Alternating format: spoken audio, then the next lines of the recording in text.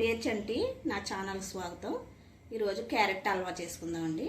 Carrot తురిమిన carrot ఇది రెండు దుంపలు కోరుకున్నాను. పంచదార, జీడిపప్పు, కిస్మిస్, నెయ్యి, యాలకులు, స్మెల్కి 2 యాలకులు. గ్యాస్ వెలిగించుకుందామండి.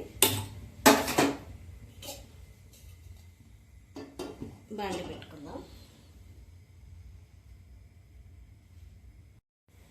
నెయ్యి వేసుకుందాం అండి. జీడిపప్పు, కిస్మిస్ వేపుకుందాం.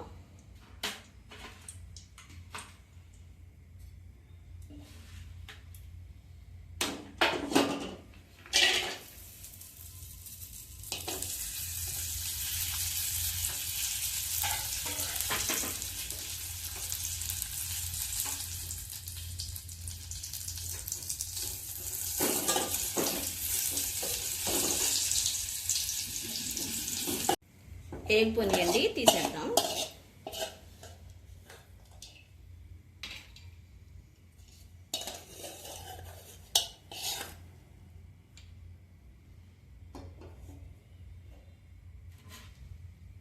నెయ్యి పోసుకుందాం.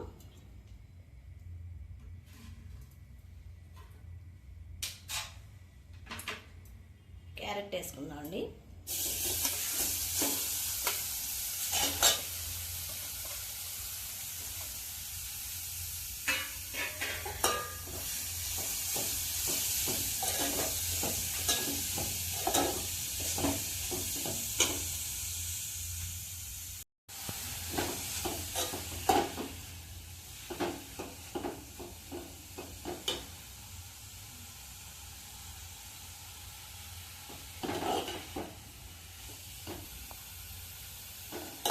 ఇది నేతిలో 2 నిమిషాల దాకా వేపుకుందామండి.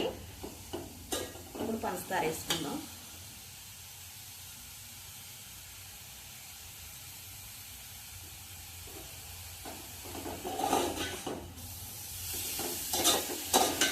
అంటే పచ్చి వాసన లేకుండా ఉంటుందని నేతిలో వేపుకుంటున్నాం అన్నమాట.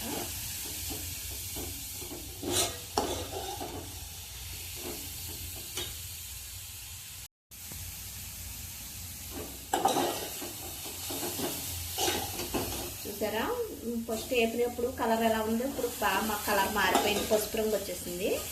ఇప్పుడు పంచదార వేసుకుందాం.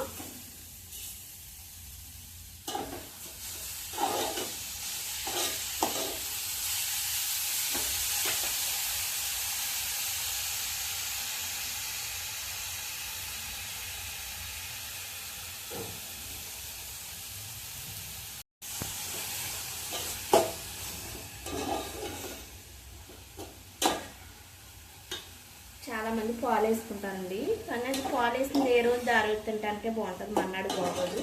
ఇలా పాకంలో మనం క్యారెట్లోనే పంచదార వేసేసుకుని వాటర్ వేసుకోకుండా చేసుకుంటే 3 రోజులు 4 రోజుల దాకా ఉంటుంది, నిలవకుంటుంది, పాకమే కాబట్టి.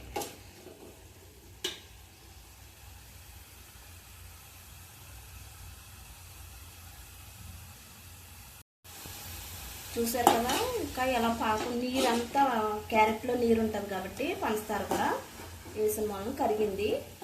దగ్గర గంట అయ్యేదాకా ఉంచుకుందాం.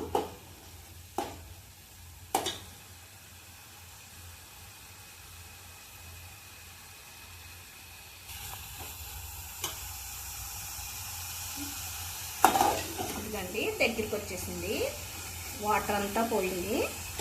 ఇప్పుడు నెయ్యి వేస్తున్నాను.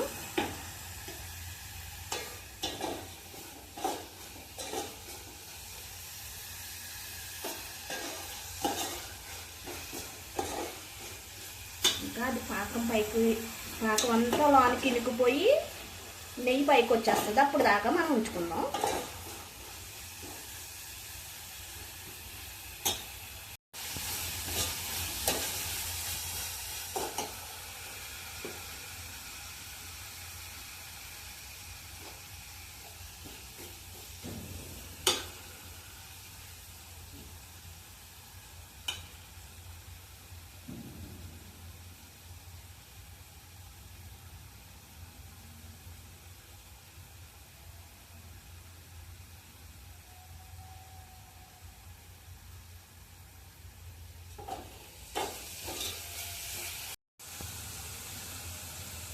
వేపుకున్న జీడిపప్పు కిస్మిస్ వేసేసుకుందామండి.